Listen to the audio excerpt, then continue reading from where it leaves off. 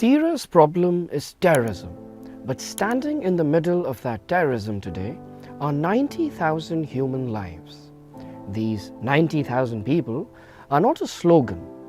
They are 19,000 families who were asked to temporarily leave their homes so that operations against terrorists could be carried out without civilian casualties. They were ready to cooperate, they were ready to leave. Militant elements had taken shelter inside residential areas and private compounds in Tirah. Intelligence-based operations were underway, and that increased the risk for civilians. Because of this danger, the local population itself approached the security forces.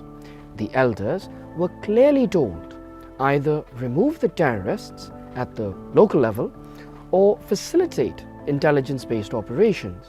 And if neither is possible, opt for temporary displacement so terrorists can be eliminated without civilian harm. September 2025, local elders from Tirah met the then Chief Minister of Khyber Pakhtunkhwa, Ali Amin Gandapur.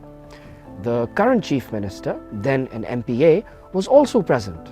In that meeting, the removal of terrorists and the possibility of displacement were both openly discussed. 28 October 2025, the Deputy Commissioner of Khyber sent the first formal letter to PDMA regarding possible displacement and required preparations.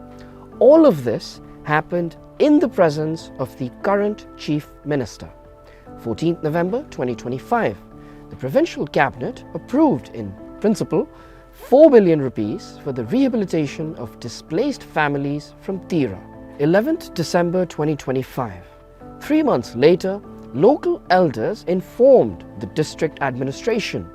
Efforts to convince terrorists to leave have failed. We are ready for voluntary, temporary displacement. 17th December 2025. A jirga of 26 respected elders met the district administration and formally presented their demands. Meetings continued on 18th and 19th December. 31st December 2025, the jirga met the Chief Secretary again. The displacement mechanism was finalized. The jirga's demands were accepted.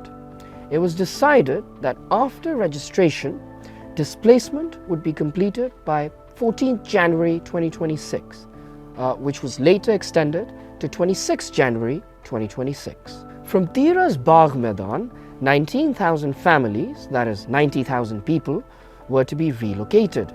Yet even today, only 60 to 65% of families have been relocated. Across Pakistan, intelligence-based operations are the backbone of counter-terrorism. They target terrorists and facilitators without causing collective harm to civilian populations. The same model was adopted in Tirah because terrorists were using civilians as human shields. Drones, IEDs and explosives were being stored inside populated areas. The jirga first tried persuasion, but the militants respected neither tradition, nor Pashtunwali, nor any social norm. Only then did the jirga itself offer voluntary displacement, so security forces could carry out comprehensive operations. And it is also a fact, at no stage were forced evictions carried out. Now the questions that matter.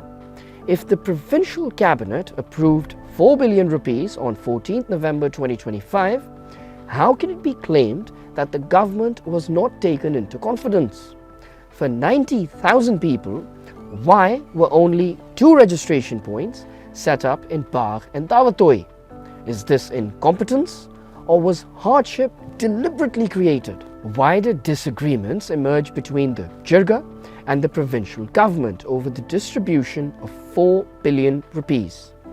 Why are reports circulating that out of 14,000 registered families, 6,000 are non-local? If approval was granted in November, why was the process delayed until the end of January 2026?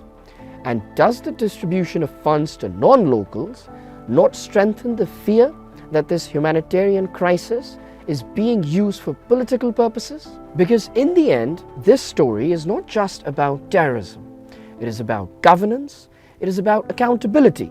And above all, it is about 90,000 lives that deserved protection, not paralysis.